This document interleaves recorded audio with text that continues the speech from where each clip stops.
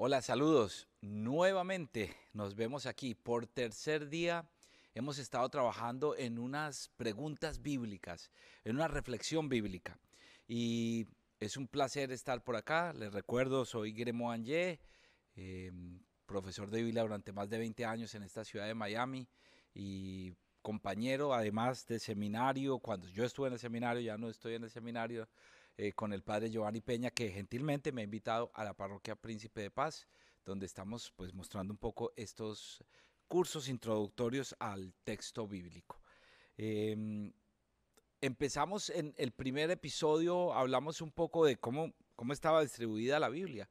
Decíamos que esto es un libro que contiene muchos libros y que esos libros fueron escritos en diferentes lenguas, en diferentes momentos y en diferentes lugares, y que un editor logró ponerlos juntos. Hoy vamos a ver un poco cómo fue que el editor los colocó juntos para que conozcamos un poco la cronología de estos hechos. El segundo episodio decíamos que esos libros, que ya nosotros vamos conociendo, los libros bíblicos, pues todos tienen un autor desconocido, eh, porque aquí lo importante es la historia de Dios y que lo que respeta ciertamente el texto es un lenguaje literario, un género. Y hablamos un poco de cuáles eran los géneros literarios. Un paréntesis ahí que es importante, la iglesia siempre nos ha dicho hay que tener mucho cuidado, que de tanto que miremos el contexto se nos olvida el texto. De tanto que explicamos por qué pudo pasar un hecho, un acontecimiento, podamos olvidar el texto en sí mismo. Entonces, que nos sirva los dos primeros episodios de contexto y vamos a mirar un poco el texto hoy y, y, y, y si no también el pretexto, cuál fue la razón para que escribieran todos estos. Voy a hablar un poco linealmente, casi desde el momento en que aparece nuestra historia Abraham, que es Génesis 12, y guía hasta el final, hasta el Apocalipsis. Esa línea es la que voy a hacer. Abraham, posiblemente estaremos hablando del año 1850 antes de Cristo, posiblemente en un ladito, en un lugar que se llama Ur de los Caldeos. Dios llamó a un hombre, Abraham, parece ser, y que después le cambió por Abraham, y lo llamó y le dijo que se fuera que se desacomodara, que estaba muy cómodo, que se desacomodara. Y a partir de ahí empieza una línea cronológica. ¿Por qué no puedo ir de aquí para atrás? Porque del 1 al 12 está el Génesis, que será 100.000, 50.000 años antes de Cristo, que es el comienzo del hombre. Después está la creación de las lenguas, después está la Torre de Babel. Eh, la Torre de Babel descubre mucho sobre seguramente de algo que se escribió en la Mesopotamia. En Egipto, por el clima y por el río, la gente sabía cuándo llovía, cuándo no llovía, cuándo había agua para regar el Nilo y se regaba la tierra. Ellos habían descubierto cómo hacerlo. Entonces era una sociedad que amaba el sol, era uno de sus reyes y vivía muy positiva. Los mesopotamios, por el otro lado, sin embargo, se les inundaban las tierras de un momento a otro. No sabían en qué momento pasaban y se perdían pueblos completos. Seguramente la explicación, el texto de Noé escrito sobre estos pueblos a los que se les derribaba el mundo. Tal vez no fue que el mundo se acabó y se ahogó todo el mundo, pero no existían medios de comunicación en ese momento y todo lo que ellos veían que se inundó era su mundo por completo. Seguramente esta historia de Noé viene de lugares como la Mesopotamia. Entonces le digo yo que estos primeros 12 capítulos casi no se pueden poner en un sistema lineal como si se puede hacer a partir de la historia de Abraham. Si ponemos a Abraham en el año 1850 y a los patriarcas, y podemos poner hacia 1250 la aparición de Moisés. Durante estos años, ¿qué habría pasado? Pues la Biblia va a contar en el Génesis la historia de Abraham, Isaac y Jacob, los patriarcas. Estos pueblos empezaron a contar historias. Esa primera parte fue una parte que bien podríamos llamar eh, de tradición oral, le contaban, le contaban. Ustedes me van a decir, pero ¿cómo así a uno se le olvida las cosas que cuenta? El pueblo hebreo era muy, y yo creo que todos estos pueblos que nacieron de la parte oral decían, usted le tiene que contar eso a su abuelo, usted le tiene que contar eso a sus hijos, usted le tiene que contar esto a sus generaciones. Y se grababan exactamente lo que tenían que hacer. Cuando no existía el internet, uno se tenía que grabar muchas cosas. Cuando no existía un teléfono como el teléfono de uno celular, se aprendía todos los teléfonos, se sabía de memoria 300, 100, 250 teléfonos. Hoy yo no me sé ningún teléfono. Su esposa le puede decir, vea, vaya a la tienda, vaya al Publix y traiga unas arepas, unos huevos y un queso para el desayuno. Si es cubano, le pide unas tostadas, un café con leche ricas y unos pastelitos para el desayuno. Y entonces el esposo se va y apenas llega, lo primero que hace es que llama por teléfono y dice, mi amor, ¿qué fue lo que me pediste que llevara? Y ella lo primero que le va a decir, si ves que usted no me estaba prestando atención por estar en su juego, por estar en su cosa, yo siempre estoy hablando como sola, y empieza una discusión. Claro, hombre, es que ya hace muy fácil que usted no tenga que recordar. En la historia, ahora es muy fácil ir por Google y ver las historias comparadas de un suceso o de un hecho, pero para ellos eso no existía. Entonces se contaban y guardaban con un celo la tradición oral que cuando empezaron a escribirla, pues es eso mismo. En 1947 en Qumran encontraron unos beduinos, encontraron unas fosas y empezaron como tirando piedra en unos huecos y de pronto sonó que algo se quebró. Parece que quebraron una vasija. La vasija tenía unos rollos y los rollos tenían unos escritos bíblicos como los de Isaías. Ahora que los comparamos con los que los tenemos, se ve que son muy parecidos y que son muy pocas las variaciones y casi son variaciones lingüísticas. ¿Qué es lo que le quiero decir?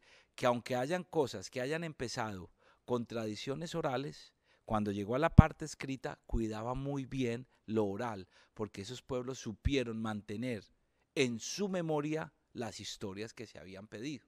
Entonces, si toda esta primera parte de la Biblia no fue escrita realmente todavía como la tenemos la escritura hoy, pues empezó por oral y después en diferentes textos que fueron encontrando. Isaías se encontró en un lado, Jeremías en el otro, el Génesis en otra parte, el Deuteronomio en otra parte. Estaba limpiando, arreglando unas cosas del templo y encontraron que había un nuevo código, parece ser que era el de Deuteronomio. Entonces, cuando fueron encontrando estos textos, van a ir encontrando su propia historia. 1850, dijeron, bueno, ahí van a estar nuestros amigos, nuestros patriarcas. Después de los patriarcas, ellos van contando una historia y los patriarcas dicen que los patriarcas se quedaron en Israel, donde les habían dado la tierra. Pero van mucho a Egipto cuando les da hambre. Egipto conoce y guarda para cuando tiene las inundaciones y guarda comida y por eso no aguantan hambre. Estos pueblos como el de Israel les caen los aguaceros y entonces no pueden guardar. Entonces estos cada rato pasaban a Egipto cuando tenían las hambrunas. En una de esas, José y la familia de José se quedan en Egipto. Ahí pasamos al Éxodo. Del Génesis pasamos al Éxodo. El Éxodo empieza diciendo que ya la familia de Faraón, que ya Faraón murió y los otros faraones no conocían a la familia de José y que se fueron multiplicando los judíos y les empezaron a tomar bronca, los empezaron a atacar y los trataron como esclavos y los pusieron a construir grandes cosas y al final ya no tenían el reconocimiento. Entonces ellos querían volverse a la tierra que alguna vez en sus secos 500 años atrás, los patriarcas habían vivido. Entonces ellos querían volver a esa tierra que Dios les había dado. Para ello van a intervenir en este libro, en el Éxodo, y se van a ir. Faraón los va a soltar. Y del Éxodo van a pasar a Levítico. Levítico quiere decir libro sacerdotal. El libro sacerdotal va a contar las historias de cuando ellos iban a estar. Les van a decir, vea, cuando vayan una vez al año en el Yom Kippur, usted, Moisés, se arregló la falda, se puso un delantal especial, hizo con un cabrito, con una sangre de un cabrito, lo degolló y con la sangre tiró en el altar que ellos tenían, para que se empezara cada año en la fiesta de Yom Kippur, se perdonaran con esa sangre de ese cordero, se perdonaran todos los pecados del pueblo hebreo. le da un grupo de legislación, le dice cómo debe hacerle. Ese día te vas a vestir así, ese día vas a comer así. Igualmente va a pasar el día de la Pascua.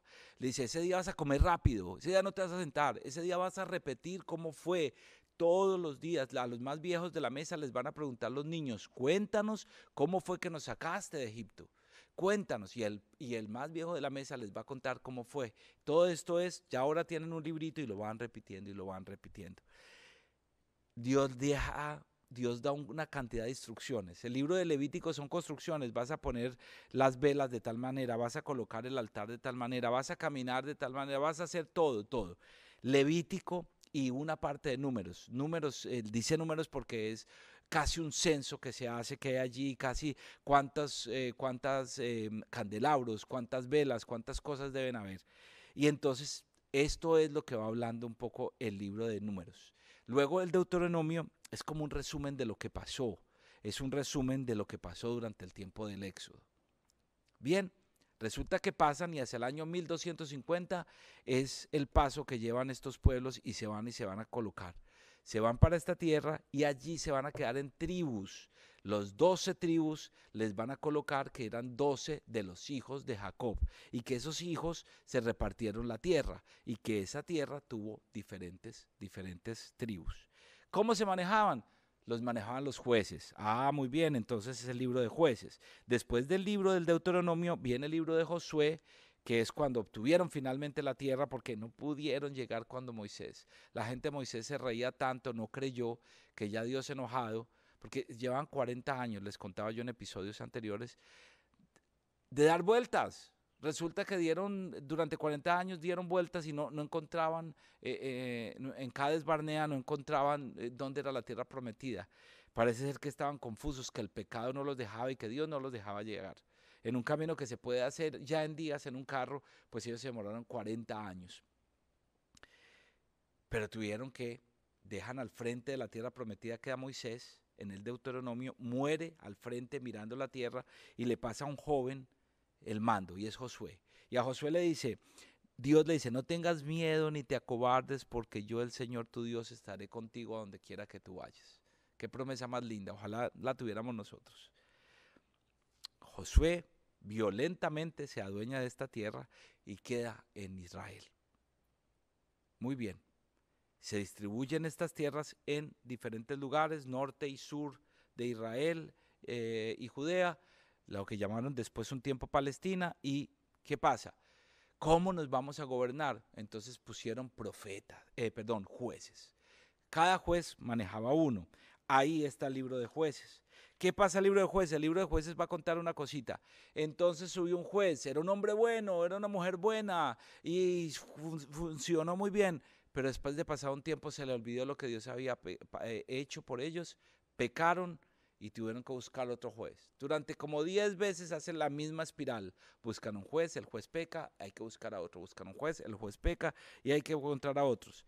Ese pueblo se va así y luego va a encontrar el libro de Samuel, que es el que le sigue, y el libro de Reyes van a contar un momento muy importante.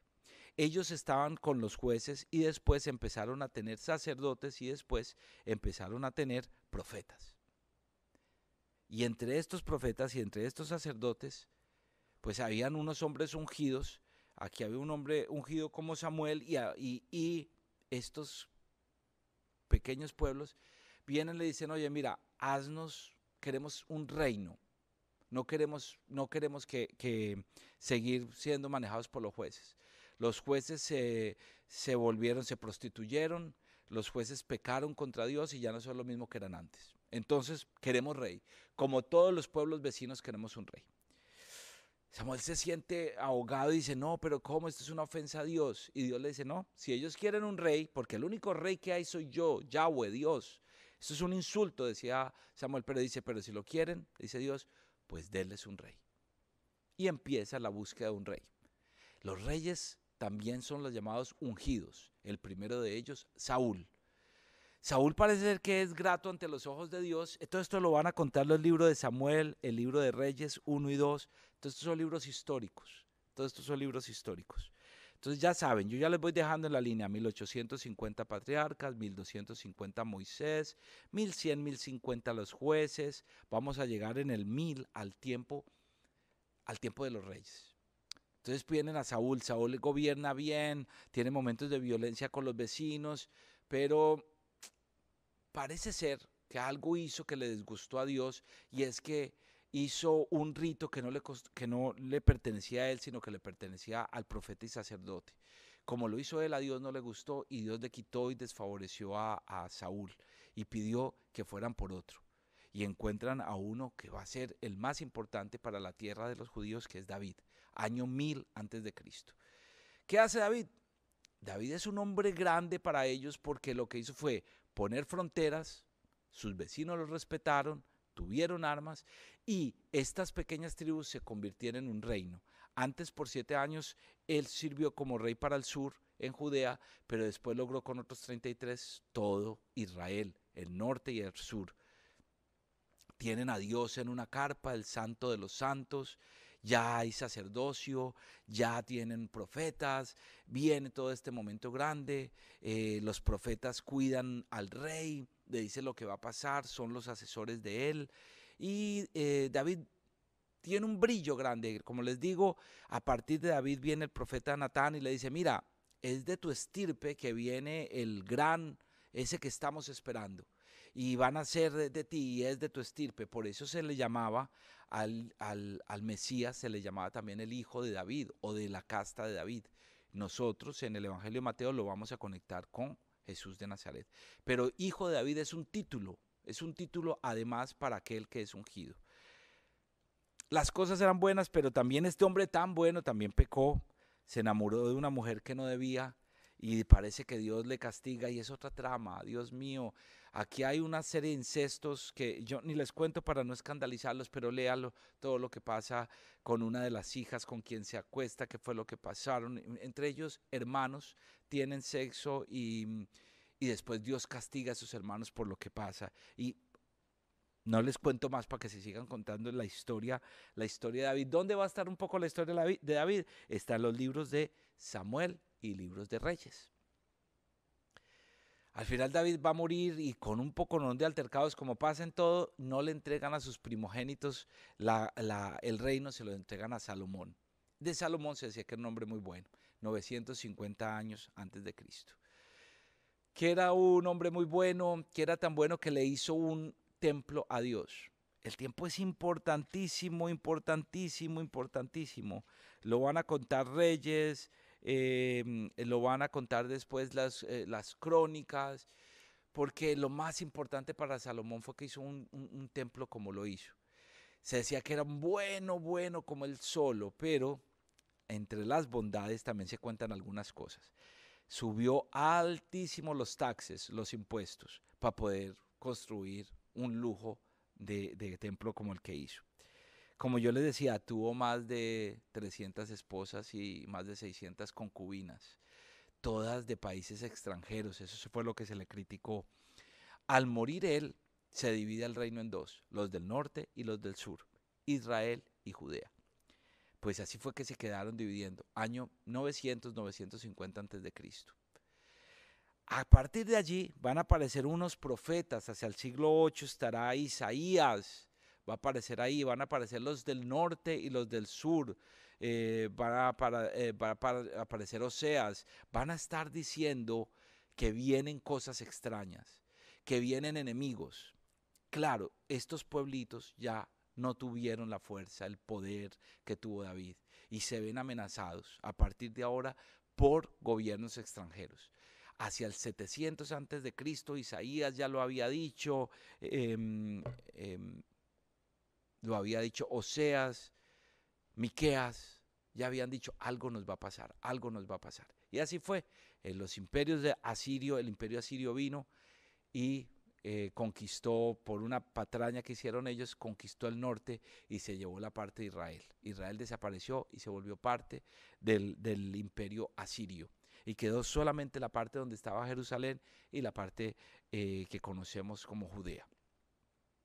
Después de ahí, en esa parte que queda Judea, se van a contar a partir del 722, que es cuando desaparece el norte, se va a contar la historia del sur, desde el 721 hasta seguramente el 586 antes de Cristo. ¿Qué sucede ahí?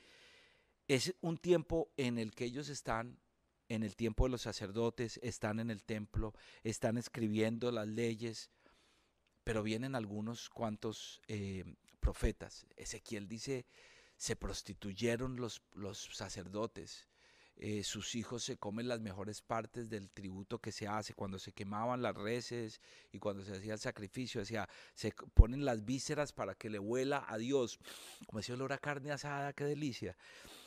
Y entonces empezaba y parecía ser que cuando hacían eso y quemaban, parecía que ellos creían que Dios o lo olía, como cuando prendemos una velita, que creemos que Dios en ese momento solo me está viendo a mí que prendí la velita. Eso mismo. Pero decía, se prostituyeron tanto que dejan la mejor carne para los hijos de los sacerdotes, que se emborrachan, que han incumplido la misión que tenían. Y por eso nos va a pasar algo, y por eso nos va a pasar algo. Estos lo van diciendo y aparece después Jeremías años 600 más o menos antes de Cristo, dice, nos van a llegar. Y así les pasó. Un hombre malo viene de la Babilonia. Cuando la iglesia dice la gran Babilonia y le llaman tanto hasta la gran prostituta, era porque era tan fuerte, porque fue tan fuerte el poder que finalmente va a borrar casi del mapa al Israel, a la parte de Judea, lo que quedaba del sur. Los invaden, se llevan para el exilio 10 años antes a los más ricos, a los profetas, otros salen para el exilio a Egipto y un pedacito se quedan allí. Los que se quedan allí son vistos con malos ojos y les dicen que son samaritanos. Ahí es el origen de los samaritanos. Se quedaron unos del pueblo que no eran judíos y los veían como con esa parte de la tierra, los veían como no los veían con buenos ojos. Y hago este silencio porque Nabucodonosor, tan malo, termina destruyendo su templo y cae el templo que por casi 400 años había, que por sí más de 300 y algo, casi 4 siglos estuvieron ahí. El templo marcaba para ellos su vida, era el centro de su religiosidad, todos tenían que ir casi cada año en la cuaresma, en la Pascua, iban a celebrarlo, las fiestas de los ácimos, todas estas fiestas que eran muy de las cosechas, ellos los tenían que ver. Y cuando lo destruyen, pierden el templo y ellos lloran. Esa tragedia ya la habían contado Ezequiel y Jeremías. Después van a haber otros profetas que van a tener que ver durante otro tiempo la caída del templo. El imperio babilonio termina cayendo y llega al imperio persa, que es donde sería Irán hoy, los persas, los arios. Ellos tienen otro lenguaje. Y aquí hay un gran hombre que va a darles, el rey persa les va a decir, yo les voy a dar la posibilidad de que todas las religiones sean libres y ustedes los judíos les vamos a devolver. Y en los libros de Nehemías, que es la otra parte histórica de los judíos, le va a devolver en Esdras y Nehemías la lista de todo lo que le devolvieron del templo. Candelabros, altares, todo para que lo vuelvan a hacer. Y un dinero para que lo vuelvan a hacer. ¿Con qué dinero se hizo? Mandaron los del exilio, mandaron los de otra parte y los mismos que estaba dando el rey persa. Con esta proclamación a que podían volver, se inició un nuevo periodo, el segundo templo. Ese segundo templo quedó desde el 538 a.C. y va a durar hasta el año 66 después de Cristo. En Marcos, Jesús parece que predice que eso se va a caer. Algunos dicen que es que el autor cuando lo escribió en el año en que cayó y pone en boca de Jesús que Jesús predijo la caída del templo porque dice, estas paredes que ustedes ven no van a estar. O en otros textos dicen, van a destruir el templo y lo podemos construir otra vez en 3 días. Dice, si se demoraron tanto, ¿cómo se va a construir? Va a llegar otro tiempo en que ustedes no tienen que vivir en un templo. Parece que eran voces que ya iban llegando de que ellos no iban a tener templo. La Biblia hebrea termina con Nehemías y Esdras, casi ellos todos recibiendo todo y volviendo felices a estar juntos todos alrededor del templo. La Biblia cristiana continúa con otros libritos que es la historia de los macabeos. hacen una revolución grandísima porque parece ser que querían colocar en los templos judíos imágenes de los griegos. Y entonces ellos se rebelan y por segunda vez tienen un pequeño reino. Ese reino va a estar más o menos en el primer siglo antes de Cristo. Y va a llegar hasta que llegue los romanos. Y los romanos le entreguen a Herodes para que Herodes controle esta parte de esa tierra. A los judíos no les gustaba mucho Herodes como rey. Herodes se nombró a él mismo como rey y era con el respaldo del nuevo imperio. Ahora era el imperio romano. Sorprende mucho eso. En este momento viene un profeta rarísimo, Daniel. Daniel posiblemente escrito entre el tercer, segundo y primer siglo, pues cuenta todo este dolor y esta tragedia de cómo todos estos, he visto unos monstruos con diferentes cabezas, cada cabeza es uno de los imperios que habían invadido esa tierrita, ese pedazo de tierra, que nunca he podido ver. Llegamos al año 1947, después de la Segunda Guerra Mundial, y el Imperio Británico, casi dueño de toda, casi la cuarta parte del mundo hacia principios del siglo XX, estaban bajo la reina. Uno de cada 4 habitantes de la tierra le pertenecían casi o eran súbditos de la reina, imagínense. Pues para 1947 hace una distribución de la tierra y dice que ese pedacito que ellos llamaban sagrado lo van a dividir mitad para Israel y la otra mitad para el pueblo palestino, que parece y reclama haber vivido allí antes que los judíos, tal vez siendo los filisteos. Esa pelea no, todavía la vemos casada hoy, y ha habido la guerra grande de los judíos que tuvieron después que irse a tomarse unas de esas tierras y le llaman los territorios ocupados. Hasta ahí lleguemos en la modernidad y no nos metamos en ese camino que todavía estamos viendo lo que está pasando en ese momento. Bien, llegan los tiempos de Jesús y ahí estamos en el Nuevo Testamento. El Imperio Romano, César Augusto, un triunvirato de hacia el año 63 empezó a ver que los romanos podían volver a tener un único y gran César. Y el César es casi como un dios. Es más, cuando muere se convierte en una deidad. Tiene una religión, tiene un imperio, tienen una moneda y se vuelven tan fuertes como los griegos, tan violentos como ellos. Y este sería los romanos. Es en tiempos de los romanos que el caso Jesús de Nazaret. Para los evangelios, el caso de Jesús de Nazaret es muy importante porque se va a morir en una cruz. En la cruz mueren aquellos que no son ciudadanos romanos. En la cruz tiene que morir y morían era para que lo mostraran a los demás. Era más como una enseñanza diciendo a la gente, si ustedes siguen rebelándose, pues así es que van a morir. Y era más como una enseñanza. Lo hicieron también los conquistadores cuando llegaron a tierras americanas. Lo hacían también en indígenas. O sea, todos estos tipos de ejemplo para que el poder haga que los oprimidos entiendan que lo que les puede pasar si no siguen con la opresión, eso mismo les hacían a los judíos. Se rebelaron los macabeos 163 antes de Cristo, pero en tiempos de Jesús, que habían unos grupos y que los vamos a ver acá, pues también había unos tipos de guerrilla, los celotas. ¿Qué era lo que hacían?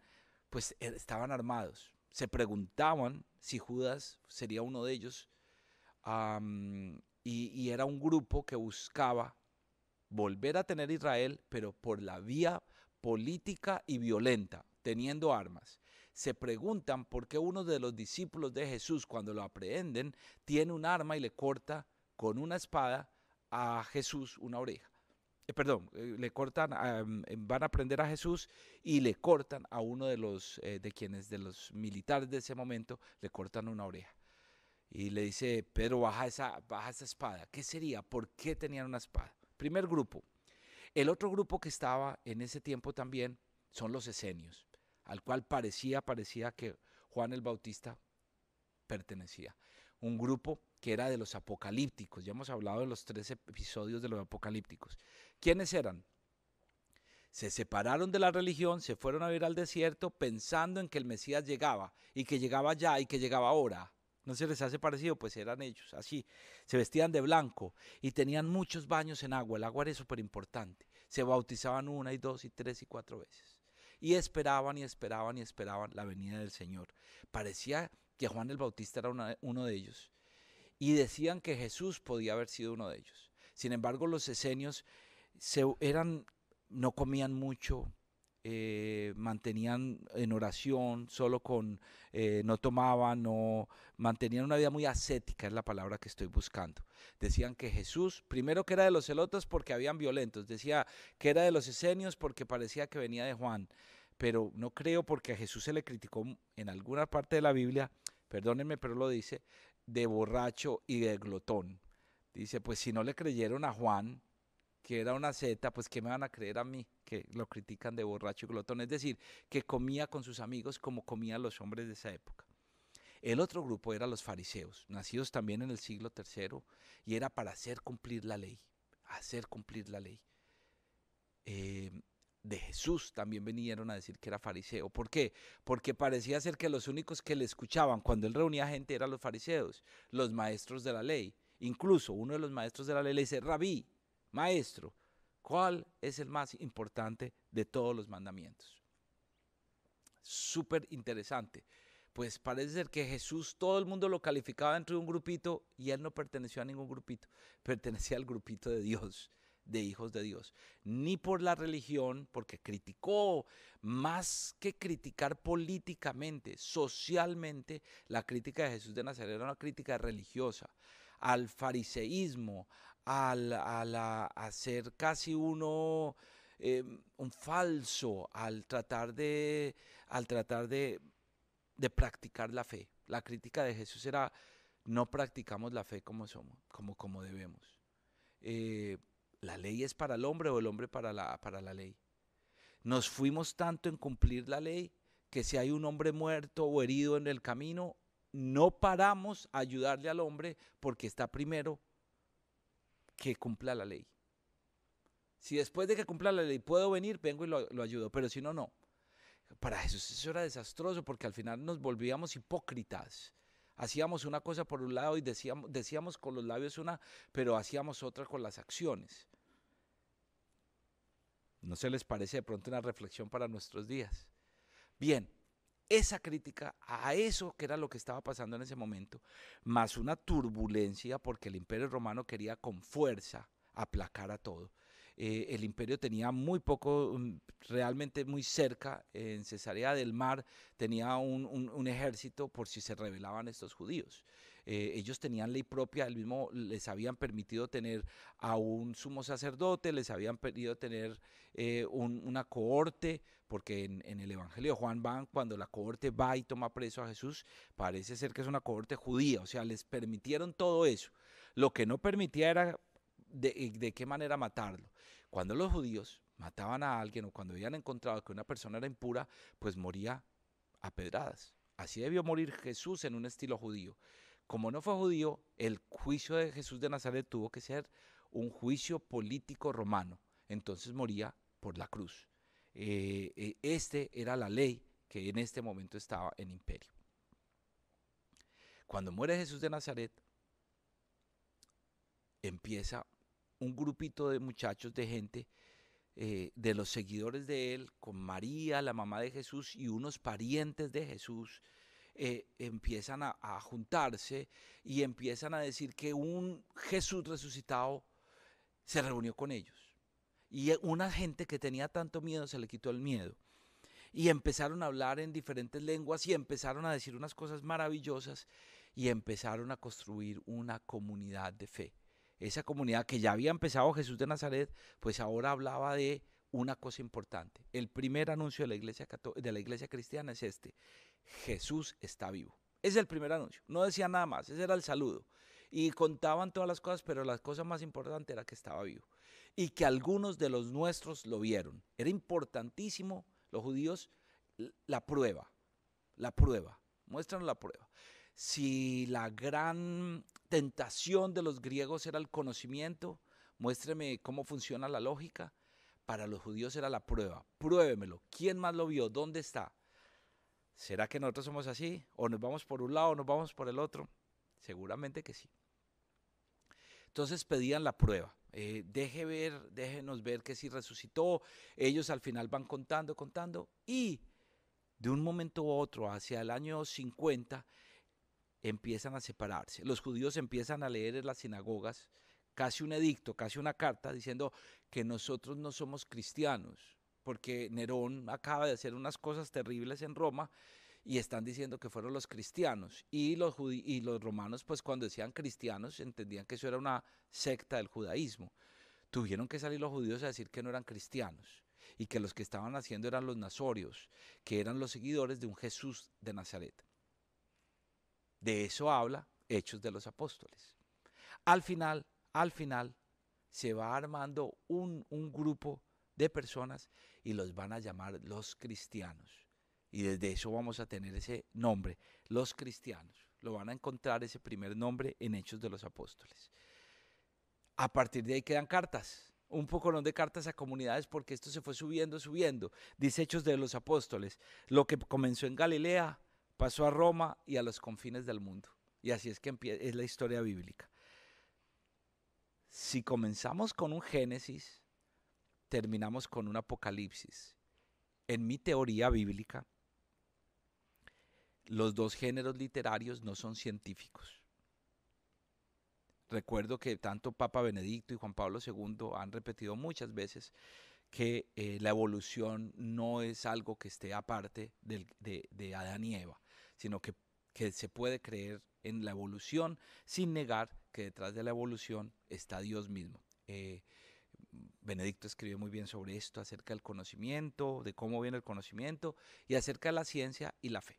Entonces, ¿a dónde voy con esto que acabé de decir de paréntesis? Pues que yo pienso que el Génesis y el Apocalipsis son como dos paréntesis de un pueblo que quiere volver a cuando eran felices, volver a cuando vivían con Dios, volver a la tierra prometida. Eso es el Apocalipsis. En vez de ser un libro de miedo, es un libro de fuerza. La queja es esta. Yo sé que has aguantado los chismes, has aguantado la persecución, has aguantado hambre, has aguantado que te traten mal, pero tengo una queja contra ti. Se te olvidó el amor primero. Apocalipsis 2. Se te olvidó el amor primero, de cuando tú te enamoraste. Eso es muy duro. No nos podemos imaginar cuando nos enamoramos todos por primera vez. Una cosa aquí en el estómago, unas cosquillitas, unas ganas de llamar, unas ganas de estar con la persona amada todo el momento. Era que cuando se usaban los teléfonos, pues uno hablaba, no colgaba, no, cuelgue usted, no, cuelgue usted, no, cuelgue usted, ay, no. Después el papá llegaba y le metía a uno un regaño porque quién había hablado tanto, porque por eso cobraban por lo que se demoraba uno. Y entonces se usaba que el papá ponía llaves y todo pues en la cosita del dial. Yo sé que si usted me ve joven no sabe de lo que yo le estoy hablando, pero más o menos. Y entonces ese enamoramiento hace que uno se case, hace que uno se enamore de la vocación sacerdotal, hace que uno se enamore de un proyecto. Pero con los años, pero con el desgaste, pero con la vida, uno puede ser responsable, uno trabajador, uno luchador, y la queja que le hace Dios es, se te olvidó el amor primero, se te olvidó la cosquillita de acá. Entonces el Apocalipsis es una invitación a que haya algo grande, una manifestación del cosmos, para que volvamos a la manifestación del cosmos que hubo en el Génesis. Al momento en que Adán y Eva ni siquiera se habían dado cuenta que andaban desnudos, porque el mismo Dios que sale de la siesta caminando por el jardín los ve y ellos se esconden. Dice, ¿dónde están? Y dice, estamos desnudos. Y él, pero ustedes ¿cómo saben que están desnudos? ¿Comieron acaso el árbol que les dije que no comieran? Así entonces creo yo que hemos hecho un delicioso, un delicioso recorrido por la cronología bíblica, por los momentos en que el judaísmo y el cristianismo han brillado, tanto por como los judíos lograron hacer y después como los cristianos. Como al final esta religión que conocemos y estas dos religiones empezaron su mundo. Para tiempos de Jesús posiblemente los judíos estaban listos para hacer una religión a todo el mundo. Había sacerdocio, tenían un templo, tenían jerarquización, tenían un código de leyes, tenían un libro sagrado, tenían una excelente trabajo por los más pobres, por las viudas y por los huérfanos, que eran, acuérdense que en el tiempo bíblico, en el tiempo de Jesús y antes, pues las mujeres no tenían ningún valor. Cuando nacían le pertenecían al padre, cuando se casaban le pertenecían al esposo y cuando envejecían le pertenecían al hijo. Entonces, si no tenían hijos hombres, se volvían solas. Eso es la historia de Ruth, podemos ver un poquito de estas historias. Entonces, encontrar en este contexto que el mundo bíblico aparece en este momento, nos va dando ese sentido. Jesús y el momento que le tocó vivir, el judaísmo como tal, el momento que le tocó vivir, se encontraron casi con un choque que es algunos dirían de Pablo de Tarso. Pablo de Tarso fue capaz de aprovechar todo lo que había empezado el judaísmo, pero como para ser judío había que nacer judío, en cambio para ser cristiano no había que nacer cristiano, con que usted dijera con los labios y con su boca que usted reconocía a Jesús de Nazaret, con esas palabras usted se hacía cristiano. Y entonces lo bautizaban ya no solo con agua, sino en el Espíritu también, en el nombre del Padre, del Hijo y del Espíritu Santo. Pablo logró hacer lo que parecía ser para el siglo I, que iba a ser la religión mayor del mundo, que era la judía, pues la hicieron con los cristianos porque los cristianos crecieron rápido. Pero el modelo de iglesia, el modelo de templo, el modelo de sacerdocio, lo heredamos de nuestros padres, los judíos. Para terminar, ellos en el año 66 cayó por orden del mismo César el templo, lo incendiaron. Y allí cayeron los últimos también mártires judíos del templo. El sacerdocio, la casta sacerdotal no volvió a ejercer, ni el Yom Kippur a celebrarse como se celebraba. Ahora solo se celebran las sinagogas.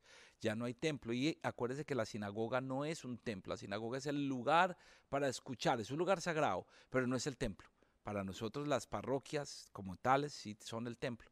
Ellos no. Era solo su templo y las demás las sinagogas donde uno oía los rollos de la Torá y de los escritos.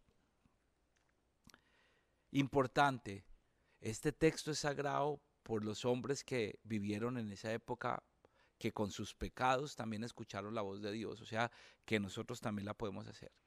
No cayó de un solo golpe en la tierra, pasaron muchos años, casi, digamos, 2000 años para que tengamos un texto así. Tuvo que influenciar muchas cosas, incluyendo la imprenta para que la pudiéramos tener. Y al final es importante que no se puede separar la historia social, cultural, política, el clima, la comida, porque todas esas cosas hacen que lo influencian a uno y influyen en nuestra cultura y nuestra vida. Lo mismo le pasó al pueblo hebreo y al pueblo cristiano. Todo esto que hemos trabajado en estos 3 episodios son contexto. Después de ahí, lo que hay que sentarnos es empezar a mirar el texto. Pero si tenemos estas cositas, lo importante que fueron, cada vez que usted vaya a oír de la Biblia, ya sabe que están hablando o del templo, o del profeta, o del rey, o del Mesías. Y eso es lo que oímos todos los domingos en la misa o los que vienen todos los días. Muchas gracias por esta invitación que me hicieron de venir a Príncipe de Paz aquí en Miami. Seguramente nos vamos a ver muchas veces más porque es un lugar que les gusta mucho el estudio bíblico. Y les recomiendo, eso sí, que como se cubren tantas cositas en la hora, pues que le haga pausa y en las cosas que más le gusta la piensa, la ora, escribe, después le da play, lo puede escuchar en varios. Aquí lo van a escuchar ustedes varios días, pero ustedes lo pueden tener ahí y compartirlo con otros. Muchas gracias y gracias al Padre por la invitación a Príncipe de Paz. Y no se olviden, de que la historia sagrada es importante porque nuestra historia también es sagrada y en ella está nuestro Señor acompañándonos y su historia, ese Jesús histórico y ese Jesús de la fe también aconteciendo en nosotros. Que Dios nos acompañe en tiempos de pandemia y que no se nos olvide, como el pueblo hebreo, que ellos siempre pensaron que todos estábamos en manos de Dios. Nosotros no olvidemos eso, estamos en manos de Dios. Hasta luego, muchas gracias.